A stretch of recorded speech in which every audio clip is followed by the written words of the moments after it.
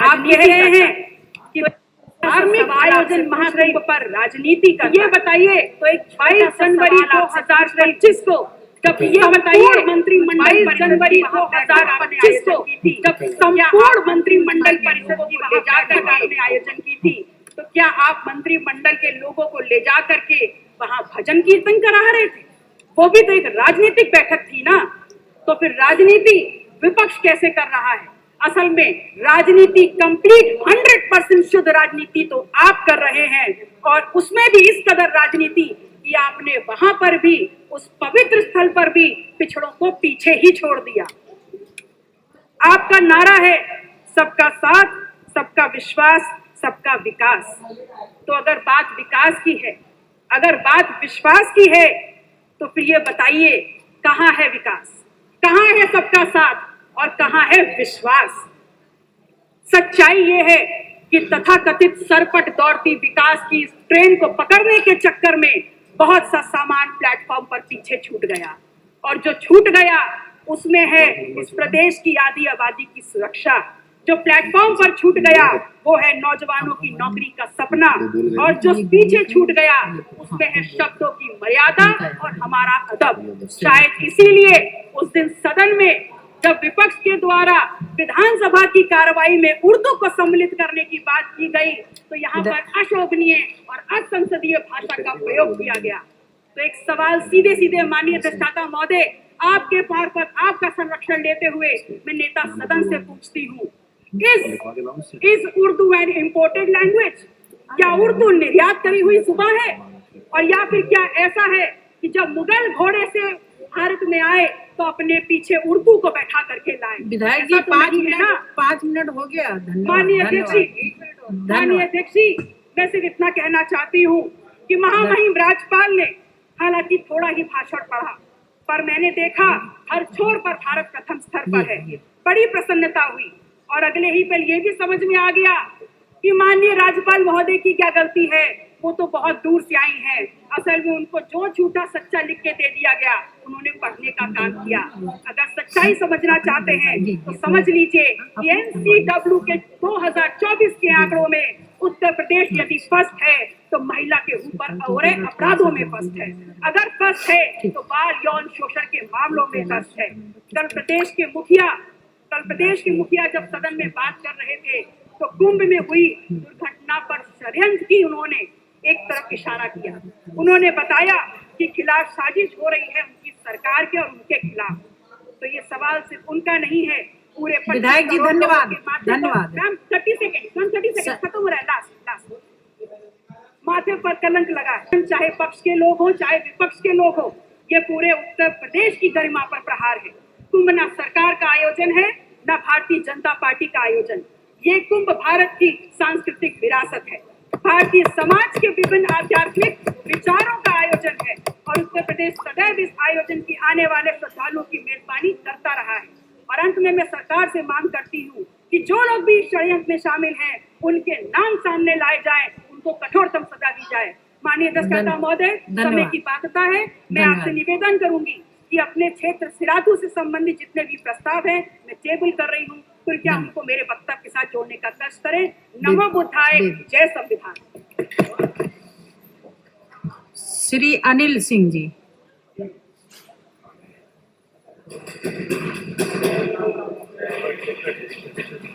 तो अवधेवा दीदी कहात है, दीदिया कहात है, आप उस कुर्सी पे सोजमान है। मैं आपको धन्यवाद और बधाई देता हूं कि आप जो है हमको अवसर दिया है आज राज्यपाल जी के अभिभाषण पर धन्यवाद प्रस्ताव के समर्थन में बोलने के लिए। 2-3 बातें पहले रख दी, टाइम कम रहा था। थोड़ा हम लोग शरीर के हेल्दी आदमी है तो टाइम बढ़ा दिया करो, सांस वास लिए थोड़ा टाइम लागत है दिया, तो इसलिए क्षेत्र की 2-3 बातें रखना इम्पोर्टेंट जो मतलब जरूरी है कि हिलौली नगर पंचायत हमारी अगर वो पूरी सरकारी प्रक्रिया हो चुकी है, उसकी घोषणा हो जाए, थाना की भी प्रक्रिया हमारे यहाँ पूरी हो चुकी है, वो घोषणा हो जाए, एक महिला डिग्री कॉलेज पूर्वा ब्लॉक में दे दिया जाए, और उसके बाद हरदी, अकोहरी, असगरगंज में पावर हाउस प्रस्तावित है, वो बनवा दिया जाए। माननीय मुख्यमंत्री जी से मांग करता हूं, और असोहा ब्लॉक को नगर पंचायत घोषित करवा दिया जाए, धन्यवाद होगा। और एक महिला डिग्री कॉलेज हमारे असोहा ब्लॉक के ग्वामापुर या बिलौरा ग्राम सभा में, जो कि लखनऊ से लगा हुआ, उधर हो जाए तो अच्छा रहेगा। और दूसरी बात महत्वपूर्ण है कि दुई हाईवे, मैं धन्यवाद देता हूं सरकार को, माननीय नरेंद्र भाई मोदी जी को, जो हमारे यशस्वी प्रधानमंत्री हैं, जिन्होंने ये हम लोगों को बताया कि हम लोग की राजनीति में आने का क्या उद्देश्य है। वो है पूरे देश का विकास। माननीय योगी जी ने बताया कि उत्तर प्रदेश का विकास कैसे होता है और कैसे किया जाता है, जो 18 घंटे काम करके आप सबको आप देखने का काम मिल रहा होगा। पर आरोप प्रत्यारोप तो लोग लगावत रहा थे, उनका चिंता नहीं रहा थे, लेकिन हमारा जो हाईवे है लखनऊ से कानपुर जो बन रहा है, उसके किनारे हमारे बहुत सारी लैंड है, तो मैं चाहता हूं कि उसको लॉजिस्टिक एरिया घोषित कर दिया जाए, ताकि वहां के जितने नौजवान साथी हैं जो हमका वोट दे के जिताए के भेजी ने विधानसभा में, तो उनका जो है रोजगार मिल सके और वो दिल्ली, मुंबई, कलकत्ता ना जाए, घर के घर ही में रह के अपन काम और अपने लड़का बच्चन के साथ रहें। ये जरूरी मांगे थी। दूसरा महत्वपूर्ण है कि जो हमारी मोहनलालगंज रोड है, मोहनलालगंज से मौरावा, मौरावा से पूर्वा, पूर्वा से दही चौकी तक, वो जो है बनवा दी जाए, चौड़ीकरण हो जाए तो थोड़ा सा और अच्छा रहेगा। और एक बहुत महत्वपूर्ण 2-3 बातें हैं, जैसे अभी विपक्ष बार बार कह रहा था कि क्षेत्र में यो नहीं भा, वो नहीं भा, और बहुत सारे लोग कहें कि महंगाई बढ़ गए है।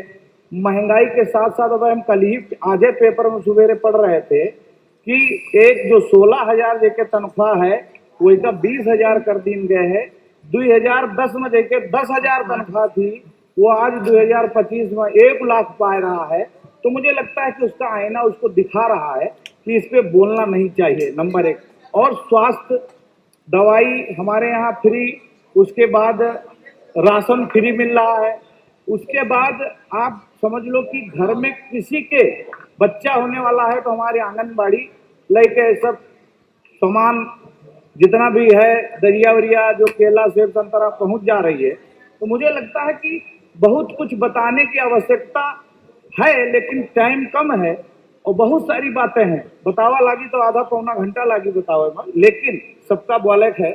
और आप एक चीज और जान लीजिए कि जो लोग हमारे धर्म की बहुत बुराई करते हैं, तो उनको आईना थोड़ा सा दिखाना चाहता हूँ कि अगर उनका पसंद नहीं है तो जौने धर्म जहाँ चाहते चले जाए, हम दोनों को पायन पर गिर रहे काका हमरे यहाँ रुके रहो, जाए वैसी, हमसे का लेना देना।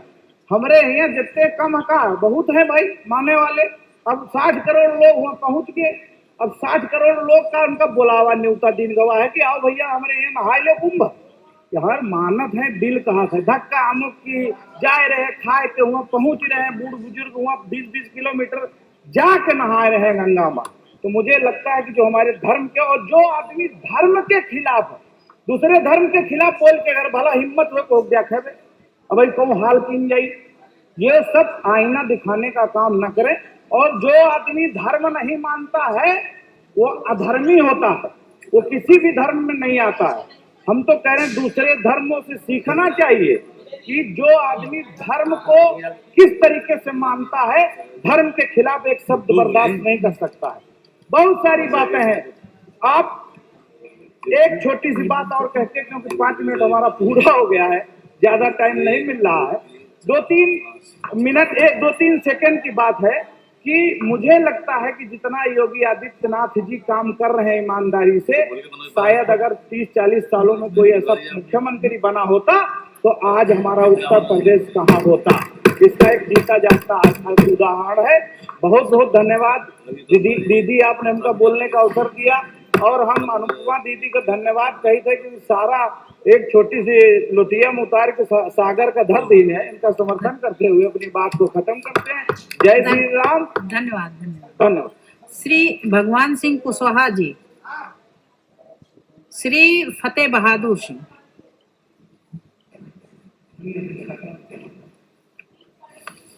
आज मैं माननीय राज्यपाल महोदय के भाषण के पक्ष में बोलने के लिए आपके समक्ष उपस्थित हुआ हूँ। महोदय, महाकुंभ 2025 में स्वच्छता, सुरक्षता एवं व्यवस्था के बारे में बहुत सी चर्चाएं इस सदन में हुई और जरा जो विपक्ष ने जो बातें उठाई, मुझे बड़ा पीड़ा हुआ। उत्तर प्रदेश के यशस्वी मुख्यमंत्री परम पूज्य योगी आदित्यनाथ महाराज जी, जिनके नेतृत्व में हम सब काम कर रहे हैं, उनके रात दिन के परिश्रम को इन लोगों ने नहीं देखा। और मैंने तो देखा कब वो आते हैं, कब जाते हैं, किस समय कुंभ पहुंच जाते हैं, कब गोरखपुर रहते हैं, कब सदन में रहते हैं। जिस तरह की मेहनत कड़ी वो कर रहे हैं आज के व्यवस्था को कुंभ के लेकर के, उत्तर प्रदेश में इतिहास गवाह होगा कि ऐसा मुख्यमंत्री उत्तर प्रदेश में शायद ही होगा। मैं प्रमाण के साथ इस बात को इस सदन में कह सकता हूं। हम लोग भौगोलिक दृष्टिकोण से अगर देखें तो पूरे विश्व में ईसाई धर्म लगभग 238 करोड़ है, माइनॉरिटी समाज के लगभग 200 करोड़ हैं और जो हमारे भारत की आबादी लगभग 140 करोड़ के करीब है, जिसमें 110 करोड़ आबादी सनातन धर्मावलंबियों की है, जिसमें से लगभग 54 करोड़ संगम में डुबकी लगा करके आ चुके हैं। और मैं दावे के साथ इस बात को कह सकता हूं कि अगर परिवार में 4 सदस्य हैं तो 10 उसमें से 2 सदस्य डुबकी लगा करके अपने अपने घरों में पहुंच चुके। विपक्ष क्या सवाल कर रहा है, उनको तकलीफ हो रही। पूरे विश्व के नक्शे पर जो कुंभ का एक स्मरण जा रहा है, जो ये चमक कुंभ की जा रही है, किसी से बर्दाश्त नहीं।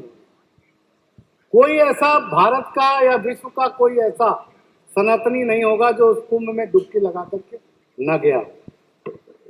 विषय चूंकि कुंभ का उठा था, एक आवश्यक विषय था, लेकिन मुझे बड़ी पीड़ा हुई जहां एक तरफ इतना सुंदर व्यवस्था, इतनी स्वच्छ व्यवस्था उस कुंभ में देने का काम उत्तर प्रदेश के यशस्वी मुख्यमंत्री जी ने किया, वहीं दूसरी तरफ विपक्ष ने ये जो अनर्गल आरोप लगाए, कभी नेपाल का चित्र, कभी कलकत्ता का दृश्य दिखा करके भ्रमित करने का काम किया, जहां पर 54 करोड़ की आबादी पहुंची हुई है। और कोई घटना अगर हुई तो हम सब उस घटना से जरूर व्यथित रहे, लेकिन ऐसी कोई घटना नहीं है जिसमें कि उसको उछाला जाए। और निश्चित रूप से आज जो प्रदेश विकास के रास्ते पर है, क्या अर्थव्यवस्था छोड़ी थी विपक्ष ने हमारे सामने? जो दुर्व्यवस्था मिली थी उत्तर प्रदेश सरकार को, आदरणीय योगी जी महाराज जी को, जो मुख्यमंत्री के पदभार को उन्होंने सुशोभित किया था, आर्थिक स्थिति खराब थी। तमाम प्रदेश के ऐसे राज्य हैं जो ओवरड्राफ्ट में, उत्तर प्रदेश में दावे से कह सकता हूं कि अभी आने वाले 10-20 वर्षों में ओवरड्राफ्ट में जाने की कोई संभावनाएं दिखाई नहीं दे रही। माननीय अधिष्ठाता महोदय, जहां विकास की बात है, प्रत्येक दिन पीडब्ल्यूडी के माध्यम से 9 किलोमीटर सड़क का निर्माण हो रहा है, 14 किलोमीटर का सड़कों का चौड़ीकरण का कार्य प्रत्येक दिन हो रहा है। वहीं दूसरी तरफ वृक्षारोपण, पूरे विश्व में अगर लगभग 20 करोड़ वृक्ष लगा करके एक ही योजना के तहत कार्य अगर वन विभाग के माध्यम से परम पूज्य योगी आदित्यनाथ महाराज जी के निर्देश पर हुआ, तो Guinness book of world record बनाने का काम भी यशस्वी मुख्यमंत्री। ये क्या बात करेंगे? उत्तर प्रदेश में पहली बार फॉरेस्ट यूनिवर्सिटी, पूरे देश में पहली फॉरेस्ट यूनिवर्सिटी परम पूज्य योगी आदित्यनाथ महाराज जी ने कैंपियरगंज की धरती मेरे विधानसभा में अभी इस बजट में पास किया है और 50 करोड़ की योजना से प्रारंभ करा करके एक बड़ी यूनिवर्सिटी मेरे विधानसभा को मिल गई। मैं धन्यवाद देना चाहूंगा आपके माध्यम से। और वहीं जहां अंतर्राष्ट्रीय भाषा उत्तर प्रदेश भूल गया था, जेवर अंतर्राष्ट्रीय एयरपोर्ट, कुशीनगर अंतर्राष्ट्रीय एयरपोर्ट, अयोध्या अंतर्राष्ट्रीय एयरपोर्ट, ये जो 3 अंतर्राष्ट्रीय एयरपोर्ट बना करके हमारे यशस्वी मुख्यमंत्री जी ने दिया, विपक्ष को हजम नहीं हो रहा। जो विदेश से लोग आएंगे, जो प्रदेश के लोग आएंगे, भारत के लोग जो आज इतने बड़े पैमाने पे आ रहे हैं, आज कोई ऐसा उद्योगपति नहीं होगा भारत का जो संगम की डुबकी न लगाया हो। मैं दावे काफी बात करता। वहीं दूसरी तरफ जो हमारे एयरपोर्ट, 4 एयरपोर्ट थे जो प्रभावी रूप से काम कर रहे थे, अब 16 एयरपोर्ट हमारे जो है फंक्शनल होकर के और सेवा देने का काम, उत्तर प्रदेश के गौरव को बढ़ाने का काम कर रहे हैं। माननीय अधिष्ठाता महोदय, जहां विद्युत आपूर्ति की बात करते हैं, समाजवादी पार्टी के समय मुझे याद है कितने घंटे बिजली हमारे विधानसभा में जाकर के हम लोग चेयरमैन से सिफारिश करते थे, कम से कम 12 घंटे बिजली मिल जाए, 8 घंटे बिजली मिल जाए, लेकिन हम लोगों को उस समय बिजली नसीब नहीं हुई। माननीय अधिष्ठाता महोदय, आज 24 घंटे बिजली देने का काम हमारी सरकार कर रही है। वहीं दूसरी तरफ 2 मिनट का, दूसरी तरफ मुख्यमंत्री सामूहिक विवाह योजना के माध्यम से 1,05,000 जोड़ों का विवाह संपन्न कराया गया। माननीय प्रधानमंत्री आवास योजना के तहत लगभग हमारे उत्तर प्रदेश में 36 लाख आवास बनकर के तैयार हो गए। मुख्यमंत्री आवास योजना के तहत लगभग 1,05,000 आवास बनकर के तैयार हो गए। और वहीं दूसरी तरफ उत्तर प्रदेश के विकास के लिए, उद्योगों की स्थापना के लिए जो MOU साइन हुए हैं, मुझे याद है मैं 1989 से राजनीति में आया हूं, इतने MOU, इतने उद्योग उत्तर प्रदेश में देखने को कभी मिला नहीं। मैं दावे के साथ इस बात को कह सकता हूं। मैं अधिष्ठाता महोदय केवल 1 मिनट का समय और आपका लूंगा। महोदय, मेरे विधानसभा के मैं विषय पर जरूर चर्चा करना चाहूंगा। वैसे तो मुख्यमंत्री जी हमारे जनपद से हैं, हम लोगों के सारे कार्य होते हैं, लेकिन हमारे क्षेत्र में लगभग 25 एकड़ गन्ना विभाग की एक जमीन पड़ी है, जिस पर उद्योग लगाने के लिए मैंने बराबर निवेदन किया है। यदि एक बड़ा उद्योग लग जाएगा तो मेरे विधानसभा के लगभग संपूर्ण कार्य संपन्न हो जाएंगे। आपको पुनः व्यक्तिगत रूप से मैं धन्यवाद देते हुए अपनी बाड़ी पे विराम देता हूँ। जय हिंद, जय भारत, जय श्री राम। लोक दल के गुलाम मोहम्मद जी, अब आ जाएगा। अधिष्ठाता महोदय, आपका बहुत बहुत धन्यवाद कि आपने राज्यपाल महोदय का अभिभाषण के प्रस्ताव पर जो डॉक्टर वोरा ने यहाँ पेश किया, इसके लिए मुझे बोलने को मौका दिया। महोदय, मैं उस क्षेत्र से आता हूँ जहाँ भारत रत्न स्वर्गीय चौधरी चरण सिंह की कार्यभूमि हुआ करती थी, कर्मभूमि हुआ करती थी, और जिनका सिद्धांत था कि हिंदुस्तान, भारतवर्ष की खुशहाली का रास्ता खेतों और खलिहानों से होकर के गुजरता है।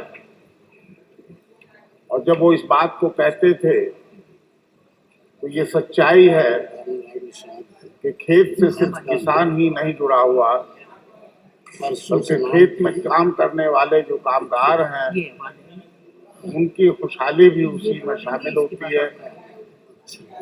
किसान जिन लोगों से व्यापार करता है या जो छोटे व्यापारी किसानों से जुड़े होते हैं, उनकी भी खुशहाली किसानी से जुड़ी होती है। तो मेरी दरख्वास्त है कि हम किसान की खुशहाली का हमेशा ख्याल रखें, क्योंकि किसान खुशहाल होगा तो ये देश खुशहाल होगा, ये प्रदेश खुशहाल होगा। इसलिए उसके गन्ने की मूल्य हो, चाहे आपकी दूसरी फसलों का मूल्य हो, उसको लाभकारी मूल्य मिलना ही चाहिए, ताकि वो अपनी क्रय शक्ति भी बढ़ा सकते और अपने मजदूरों को भी अच्छी मजदूरी दे सके, ताकि खुशहाली आए। इसके साथ साथ मैंने एक सेंटेंस पढ़ा है राज्यपाल महोदया के अभिभाषण में कि हमारा प्रयास, हमारी सरकार का प्रयास अंत्योदय से सर्वोदय की तरफ है। बहुत अच्छा लक्ष्य भी यही होना चाहिए। डेमोक्रेटिक व्यवस्था में, इस जमहूरी व्यवस्था में हम सब लोगों का लक्ष्य भी यही होना चाहिए कि हम अंतिम व्यक्ति तक रोशनी पहुंचाएं, ताकि वो तरक्की कर सके, वो भी खुशहाली का जिंदगी गुजार सके। तो इसके लिए मैं एक शेर पढ़ना चाहूँगा। तो बचा बचा के न रखी से तेरा आईना है वो आईना, कि शिकस्त हो तो अजीज तर है निगाहे आईना साज में। अगर कमजोर लोगों को देख करके, उनकी बदहाली को देख करके इंसान का दिल तड़पता है, टूटता है, तो वो ऊपर वाले को भी हमेशा प्यारा होता है। इसलिए दरिद्र से लेकर के और आगे तक जब हम चलेंगे, सभी के खुशहाली की बात करेंगे, तो मैं समझता हूँ वो ऊपर वाले को भी पसंद आएगी। और इसी नज़रिए को लेकर के ये बजट बनाया गया है। मैं समझता हूँ कि ये बजट खुशहाली लाएगा और अच्छा करेगा। जो हमारे सरकार कार्य कर रही है, उसके साथ साथ अगर अपोजिशन का भी कोई अच्छा सजेशन आता है, क्रिएटिव कुछ होता है, तो हमें उसको भी सम्मान देना चाहिए और हमारी सरकार उसको भी सम्मान देती है। मैं आखिर में अपने बहुत चूँकि वक्त कम है, तो मेरे क्षेत्र की कुछ समस्याएं हैं। अनेकता में एकता इस देश की रूह है। इसलिए चाहे वो माइनॉरिटी हो, माइनॉरिटी में भी चाहे सिख हो, ईसाई हो, मुस्लिम हो, और चाहे हमारे आगड़े हों, पिछड़े हों, सभी के विकास का ख्याल रहेगा, तो मैं समझता हूँ देश खुशहाल रहेगा। और हमारी जमहूरी जो निज़ाम है, हमारा जो ये जनतांत्रिक व्यवस्था है, इससे ये मैं आपसे ये भी दरख्वास्त करता हूँ, आपके माध्यम से सरकार से मांग करता हूँ, अपने क्षेत्र के विकास के लिए कुछ मेरे मुद्दे हैं। जैसे रोहटा हमारा बहुत बड़ा गांव है, उसको मैं चाहता हूँ कि नगर पंचायत बने।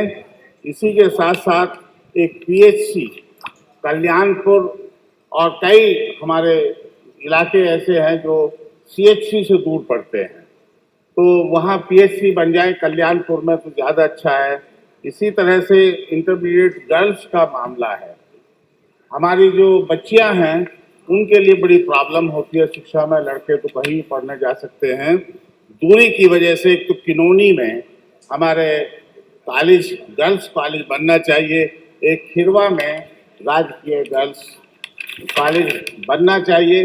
इसी तरह से खिवाई एक नगर पंचायत है, जाम का मसला रहता है।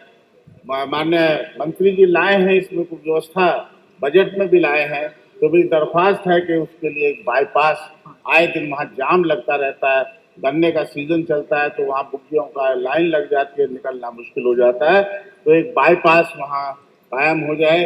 इसी तरह से एक हमारी एस्केप है टीकरी से, गंग नहर से निकलती है, उस पर पुल नहीं है और हमारे किसानों को कई किलोमीटर घूम कर आना पड़ता है।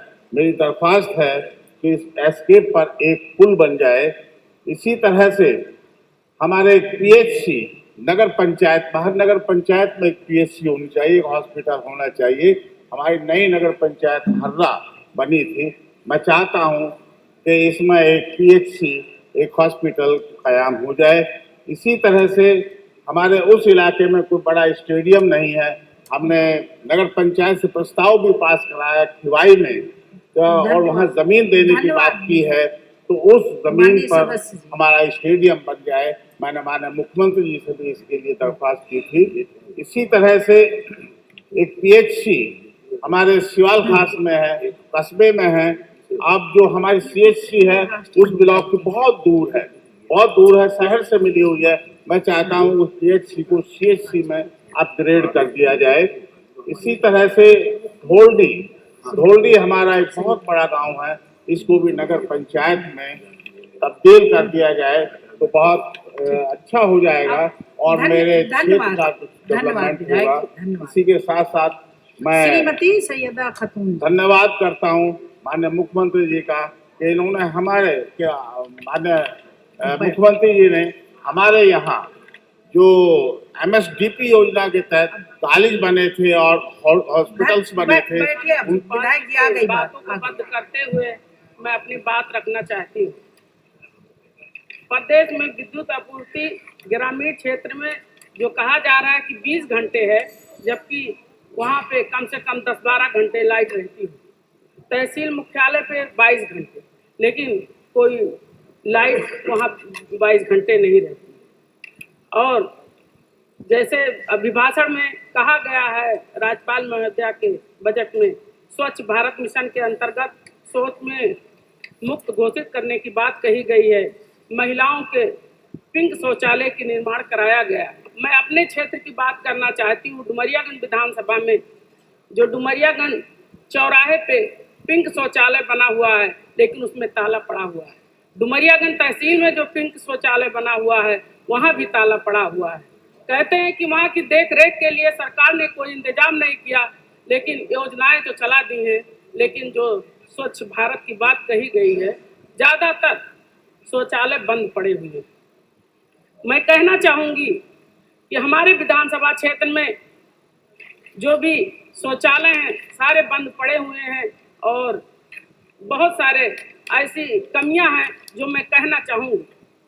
चाहे वो सड़कों की बात ली जाए, लोक निर्माण विभाग का सरकार कह रही है कि 11 किलोमीटर प्रतिदिन सड़कें बन रही हैं, लेकिन मेरे विधानसभा में जो डेबरुआ और बस्ती मार्ग पे जब जगुआ होता हुआ जमोतिया होता हुआ रोड जाता है, 15 साल से वो PWD की सड़क है, लेकिन अभी तक एक मिट्टी भी उस पर नहीं पड़ी है, वो गड्ढा मुक्त भी नहीं हुआ है। बहुत जर्जर हालात में तमाम लोगों के एक्सीडेंट होते रहते हैं। और मैं कहना चाहूँगी कि अभिभाषण में जो कहा गया है कि हमारे सरकार 10,17,000 स्कूल और एवं 1,56,000 आंगनबाड़ी केंद्रों में पाइप द्वारा जल की आपूर्ति बात कह रही है। सिद्धार्थनगर खासकर हमारे विधानसभा में देखा जाए तो जो भी पानी की टंकी लगी है, अभी तक पूरे क्षेत्र में कहीं भी कोई सप्लाई नहीं हुई है। न किसी स्कूलों में पानी मिल रहा है, प्राइमरी स्कूल में, और न कहीं आंगनबाड़ी में मिल रहा। सरकार सिर्फ बातें लिखकर बजट में कह रही हैं, लेकिन कहीं पर कोई सच्चाई नहीं है। हमारे विधानसभा में कन्या इंटर कॉलेज बनकर तो तैयार है, लेकिन वो यल साइड में बनना है, उसके सामने जर्जर हालत में जो स्कूल था उसका ध्वस्तीकरण अभी तक नहीं हुआ। मैंने कई बार उसके लिए सवाल भी किया, कहा भी, लेकिन अभी तक वो ध्वस्त नहीं हुआ, इसलिए वो नहीं बन पा रहा है। हमारा क्षेत्र बाढ़ का क्षेत्र आता है, तमाम नहरें हैं हमारे क्षेत्र में, नहरों की जो पटरियां हैं एकदम जर्जर हालात में है, वो कहीं कोई बन नहीं रही। मैं सरकार से चाहूंगी कि ये जो नहरें हैं जो कई गांवों को जोड़ती हैं, उस सड़क को बनाया जाए ताकि लोगों को आने जाने की सुविधा हो। हमारे यहाँ भड़रिया से बढ़नी चापा जो रोड जाती है, नगर पंचायत है, उसकी सड़क बहुत बद से बदतर है, उस पर आने जाने लायक नहीं है। कई सालों से, करीब 20 सालों से वो निर्माण नहीं हुआ। इसलिए मैं चाहती हूँ कि कम से कम नगर पंचायत की सड़क है, नई सृजन है, कम से कम वो सड़क बने ताकि लोगों का आने जाने का रास्ता हो। और नगर पंचायत बढ़नी चापा हो चाहे भारत भारी हो, वहाँ की सड़कें बहुत जर्जर हालात में हैं। और नई सड़कें, लोग पैसे लेके जाते हैं, सिर्फ नाला बनवाते हैं, लेकिन सड़कें नहीं बन रही हैं। मैं सरकार से कहना चाहूँगी उनको देखकर और उनकी सड़कें बनवाई जाएं। और हमारे क्षेत्र में लटेरा में जो हॉस्पिटल है, वहाँ पे डॉक्टर तो हैं, लेकिन डॉक्टर के रहने की कोई सुविधा नहीं है। दिन रात सेवा तो कर रहे हैं, लेकिन सरकार हमसे डॉक्टर लोग कहते हैं कि मैडम हम लोगों को रहने की कोई व्यवस्था नहीं है, हम लोग किस तरह से सेवा करें। मैं सरकार से चाहूँगी कि थोड़ा बहुत अपना बजट देकर उन लोगों की सुविधा कराई जाए। और मैं कहना चाहती हूँ इस बजट में जो दिखाया गया है कि तमाम सड़कें और बिजलियाँ हैं, वो मैं सरकार से चाहूँगी कि सारी चीज़ें जो बजट में कहा गया है और अभिभाषण में कहा गया है, उन बातों को सच्चाई पे लाएं और देखें, ताकि हमारे क्षेत्र का विकास हो सके। हमारे क्षेत्र में बहुत सारी समस्याएं हैं।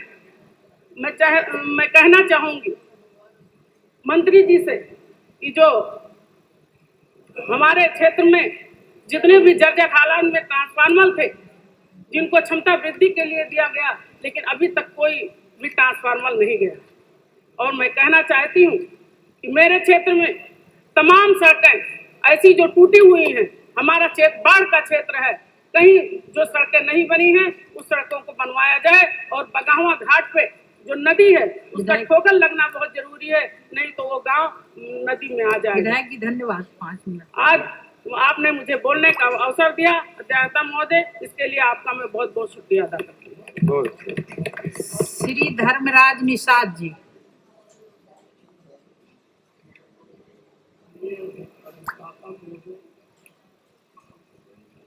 राज्यपाल के अभिभाषण एवं डॉक्टर नीरज बोरा द्वारा रखा गया प्रस्तुत प्रस्ताव पर बल देता माननीय अधिष्ठाता महोदय, हमारा देश कृषि प्रधान देश है।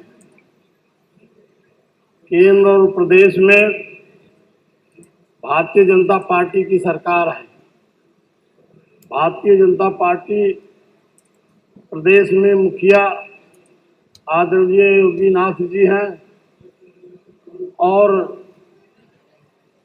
इन्होंने जो 144 वर्ष बाद महाकुंभ का आयोजन हुआ है और उस महाकुंभ में जो 56,000 से ज़्यादा 56 लाख करोड़ से ज़्यादा लोगों ने डुबकी लगाई है, वहाँ के सफाई कर्मी जिस प्रकार से स्वच्छता का परिचय दिया और शासन प्रशासन ने जिस तरह से इस आयोजन को सफल बनाया, ये धन्यवाद के पात्र है।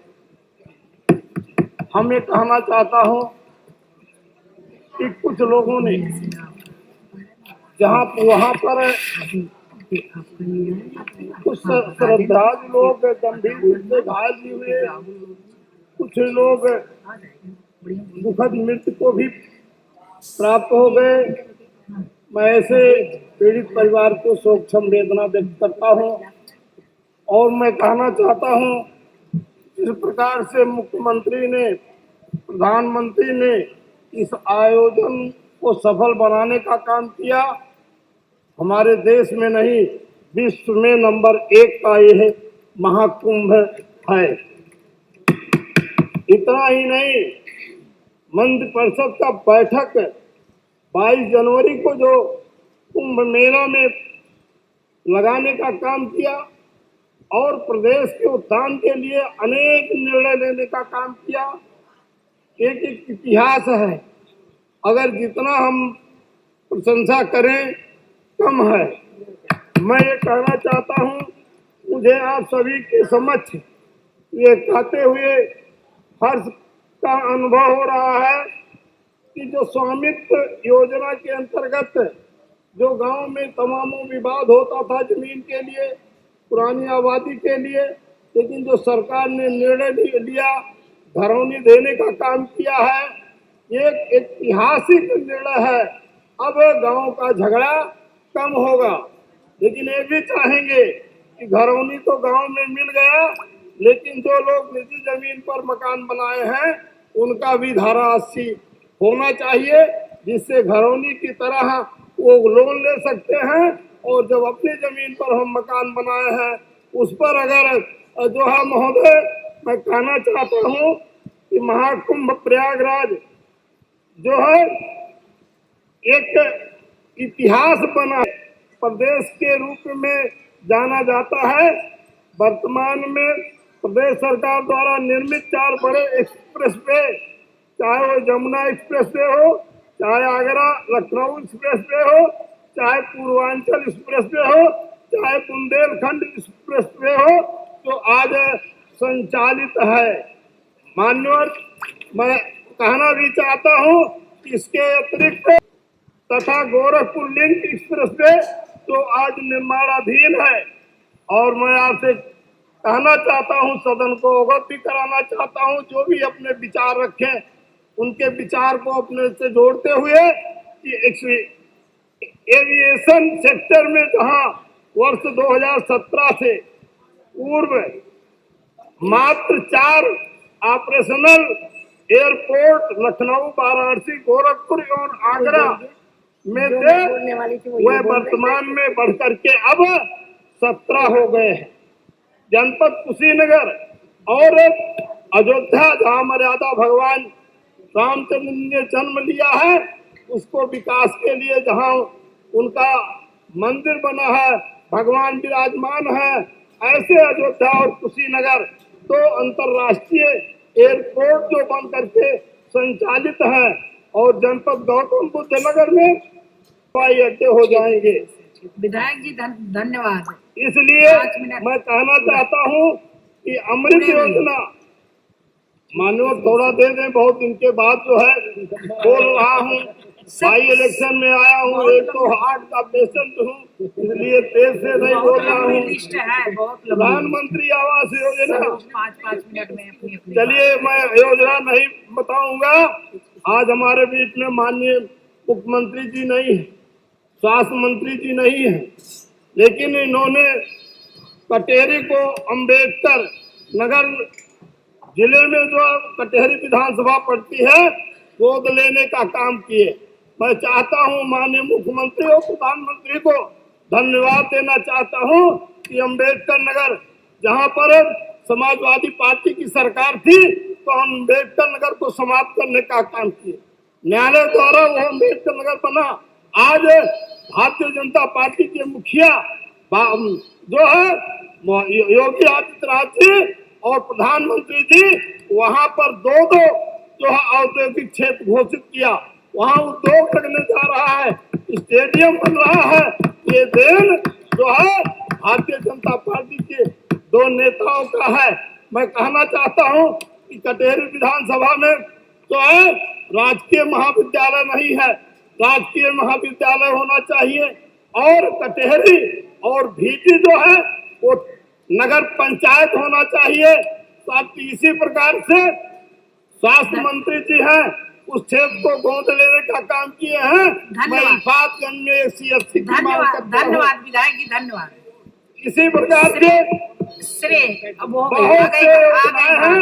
मैं पुनः जो प्रस्ताव आया है उस पर बल देते हुए अपने विचार को समाप्त करता हूं। धन्यवाद। श्री देवेंद्र निम जी।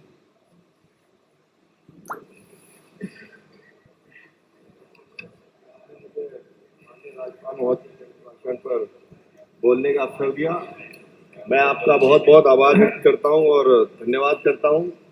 और मैं माननीय मुख्यमंत्री जी का भी धन्यवाद करता हूं कि उनके नेतृत्व में 2017 से लगातार हमारा प्रदेश आज भारत का नंबर 1 प्रदेश बन रहा है। हर क्षेत्र में हम लोग तरक्की कर रहे हैं। और जिस क्षेत्र से मैं आता हूं, सहारनपुर जिला, हमारा जिला राजस्व देने वाला सबसे अच्छा जिला माना जाता था, लेकिन विकास के नाम पर वहां पर कुछ नहीं था। मैं इस सदन के माध्यम से अपने मुकाम से माननीय मुख्यमंत्री जी ने देने का काम, अंतर्राष्ट्रीय बस अड्डा भी आपके सहयोग से हमें मिल गया है, मैं उनका इसलिए धन्यवाद करता हूं। और हम सहारनपुर वाले जो वुड कार्विंग के नाम से हमें जाना जाता है, दुनिया में हमारी वुड कार्विंग पहचान है, उस वुड कार्विंग को पूरी दुनिया के नक्शे पर रखने का काम हमारे सरकार के द्वारा किया गया। और मैं धन्यवाद देता हूं माननीय मुख्यमंत्री जी का, माननीय प्रधानमंत्री जी का कि सहारनपुर को एक एयरपोर्ट देने का काम किया। ये हमारे व्यापारियों के लिए, हमारे नागरिकों के लिए बहुत बड़ी सौगात है। और 4 धाम की हेलीकॉप्टर की यात्रा भी बहुत शीघ्र हमारे सहारनपुर से चलने का काम हमारी सरकार के द्वारा किया जाएगा।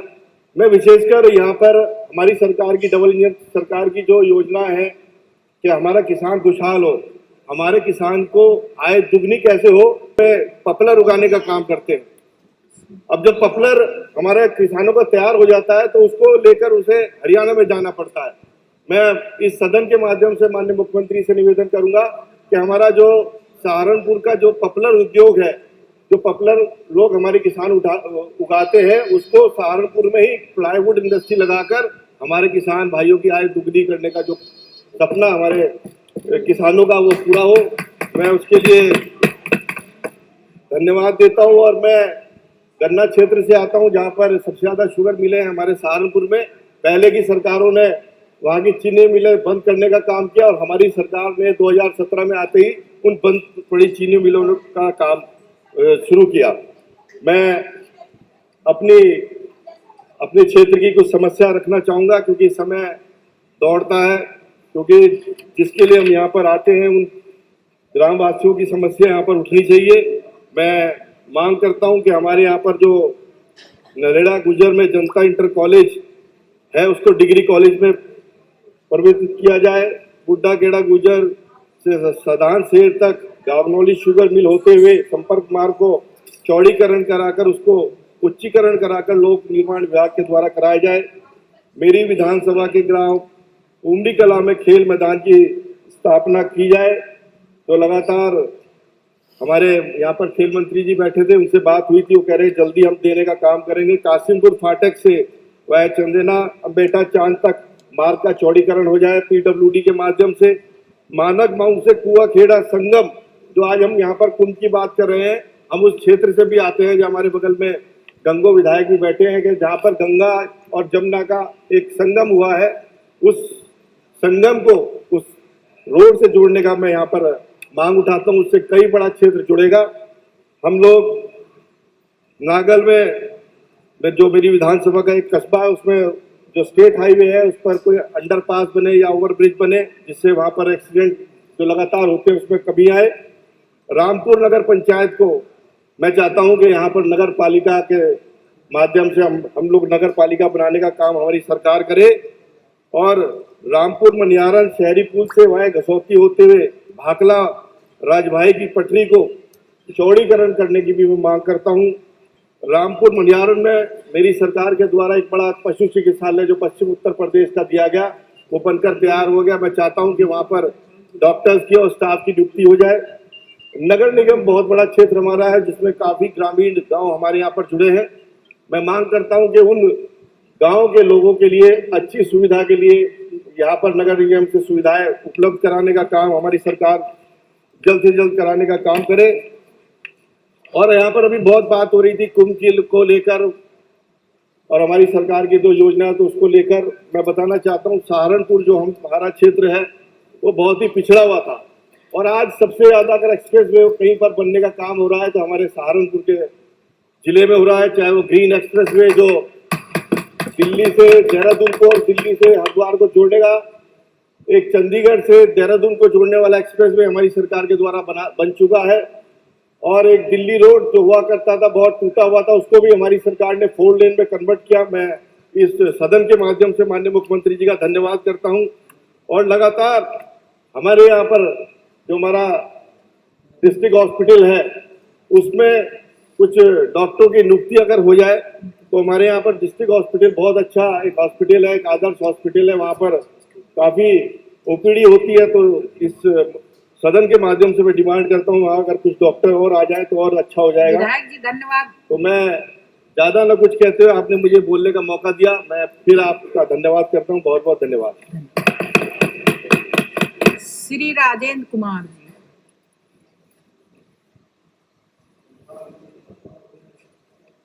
महोदय के भाषण से संशोधन प्रस्ताव पर माननीय शिवपाल सिंह यादव जी के हमारे नेता हैं, उनके संशोधन प्रस्ताव पर बोलने का हमें मौका दिया, मैं उस पर बल देता हूँ। महोदय, तमाम उपलब्धियां गिनाई गई, आस्तिक की भी बात हुई, नास्तिक की भी बात हुई, वास्तविक बहुत हुई, संगम की भी बात हुई, महाराज की राज प्रयाग की भी बातें हुई, महाकुंभ की भी बातें हुई, सनातन की भी बातें हुई। उसी सनातन धर्म में हम लोग एक ऐसे वर्ग विशेष से आते हैं जिनको इसी देश में तालाब में पानी पीने नहीं दिया गया। तब भी हम सनातनी थे, आज भी सनातनी, और तनातनी के बीच में बने रहे, ऐसे हम सनातनी हैं। कहाँ चली जाती है उस समय मानवता? सुरक्षा की बात बहुत हुई। अभी चंद दिन पहले अयोध्या के अंदर जहां भगवान श्री राम जी का जन्म हुआ, भव्य मंदिर बना, ये हुआ कि अब तो वहां किसी को संताप रहेगा ही नहीं। दैविक दैहिक दैविक भौतिक तापा, रामराज नहीं कानूनी व्यापार। 18 साल 16 साल की लड़की को घर से 3 दिन पहले जब वो निकली, 3 दिन पहले अपहरण कर लिया गया। पुलिस कान में तेल डाल करके सोती रही, कानून व्यवस्था वहां नजर नहीं आई।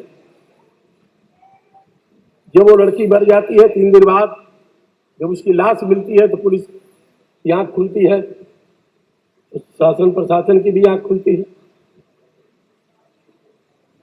जहां राम ही पैदा हुए, कम से कम वहां तो रामराज दिखना ही चाहिए। आज भी गरीबों की इज्जत के साथ इसी तरह से खिलवाड़ हो रहा है। कानून व्यवस्था उनके लिए नहीं। जब कानून व्यवस्था की वास्तविकता पर जाते हैं तो लगता है यहाँ भी 2 धारी तलवार चलाई जाती है। गरीबों के लिए अलग है, अमीरों के लिए अलग है। यही घटना हुई थी हाथरस में भी, शायद इसलिए हुई कि वो दलित की बेटी थी, और अयोध्या में भी जो हुई वो दलित की बेटी थी। यही सब जो भी रहे, अपराधी अपराधी है, उसकी कोई जात नहीं होती। तो दलित भी हो सकता है, बैकवर्ड भी हो सकता है, फॉरवर्ड भी हो, उसकी कोई जात नहीं होती। अपराधी अपराधी है, अपराधी के ऊपर को कड़ी सजा मिलनी चाहिए, उसके साथ भेदभाव नहीं होना चाहिए, न जाति का न स्वजाति का, कड़ी कार्रवाई होनी चाहिए। हम नौजवानों की बात कर रहे हैं। नौजवान बारे बारे फिर रहा है, जिनका मुस्तकबिल अंधकार में है, जिनके रोजगार की कोई व्यवस्था नहीं दिख रही है। आज महंगाई की स्थिति ये है कि महंगाई पर तो मुझे भी एक कविता याद आ गई कि महंगाई का बार देख बरसाती नदी लजाइल बा, महंगाई का बार देख बरसाती नदी लजाइल बा, सब कुकर्म बढ़ गया लिया जब से बीजेपी आइल बा। पुलिस उठा कानून का डंडा, बेकसूर के पीट रहल बा, मस्ती से अपराधी घूमे इन्हें क्यों ना पूछ रहे। यहाँ भी भेदभाव हो रहा। महंगाई की बात तो हमने बड़ी विजय हासिल कर ली। 365 रुपया जो सिलेंडर मिलता था 1200 रुपया पहुंच गया। अच्छे दिन का सपना दिखाया गया। हम विश्वगुरु बनने के कगार पर हैं। 64 रुपया जो 62 रुपया 64 रुपया जो कड़ुआ तेल मिलता था 250 तक पहुंच गया था। अरहर की दाल जो 60 65 62 रुपये हुआ करती थी